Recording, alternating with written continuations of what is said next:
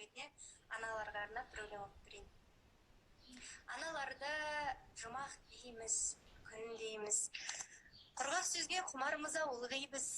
Ыстық асын ішіп алып ананың, айтқан сөзін құлаққа да ілмейміз. Түн жорытсаң, өзің үшін алаңдап, кірпік ілмей жататынын білмейміз. Жақсы көрем, жаным апа дегенді, неге осы жиі айтып жүрмейміз. Дәмін алғаш келтірген жан ауыздың, тұнығына шомылдырып қауыздың, сөйткен жанды қуантуың ішінде, керегіне 8 наурыздың. Орандырып өміріңді желекке, өз қажетін, өз керегін елеппе. Сөйткен жанға сыйлау үшін орамал туған күнін күтіп жүру керек пе? Адам 100 өлең білсе де, соның ішіне бірақ түйір сүйікті өлең болып тұрады бәрібір. Өзіңе ұнаған оқиға. 7 қара сөз. Жас бала ата-анадан туғанда 2 түрлі мінезбен туады. Біреуі ішсем, жесем, ұйықтасам деп тұрады. Бұлар тәннің құмары. Бұлар болмаса, тән жанға қонақ үй бола алмайды. Һәм өз өспейді, қуат таппайды.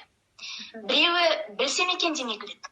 Не көрсе соған талпынып, жалты-жұлтыр етсе оған қызығып, аузына салып, дәмін татып қарап. Сырнай керне болса даусына ұмтылып. Онан ежетіңкірегенде, ит үрсе де, мал шуласа да.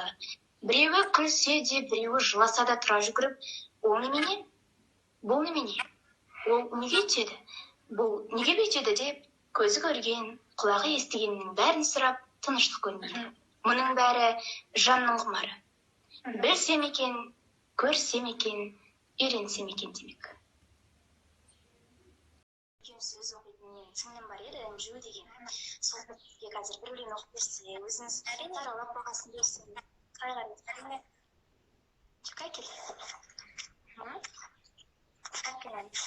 Сәлеметсіз Арайлым ханым, менің атым Әнжу. Жасым 9-да, белгісіз көпірді, көркемсіз шебері болғым келеді.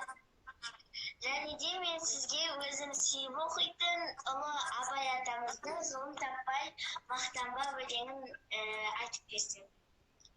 Әрине айта ғой. Ғылым таппай мақтанба. Ғылым таппай мақтанба, орын таппай баптанба. Құмарланып шаттанба, ойнап босқа күлге.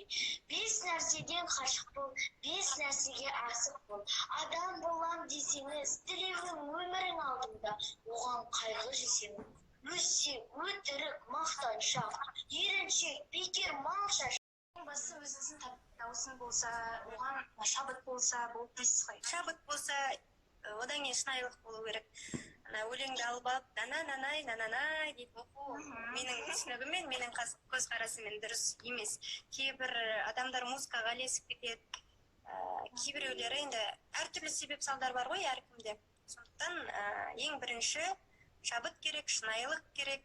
Ең бірінші мәселе ол өлеңді оқып тұрған адам өзі түсіну керек. Сол кезде ғана менің ойымша өте керемет өлең шығады, оқылады. Және тыңдарманға да жетеді. Осы менің методикам, басқа ешқандай құпиясы жоқ. Кесаров көрермендер, оқушылар сарайының жас қаламгер үйірмесіндегі қонақта жас журналист, көркем сөз оқушы. Алаш өнер орталығының директоры Арайлым Айтқожа. Қош келдіңіз, Арайлым ханым. Рахмет, Жұлдыз. Өте қуаныштымын. Ең әуелі шақырғандарыңызға рахмет. Онлайн болса да кездесуге өте қуаныштымын. Бізде кеше жарнамадан көріп қалдым, Алаш өнер мектебі деп берген екенсіздер. Әумен дедім, бірақ біз мектеп емеспіз. Біз орталықпыз, өнер орталығымыз. Ең әуелі шақырғандарыңызға рахмет. Осындай өнерлі балалармен жүздесіп жатқан өте қуаныштымын. Өткен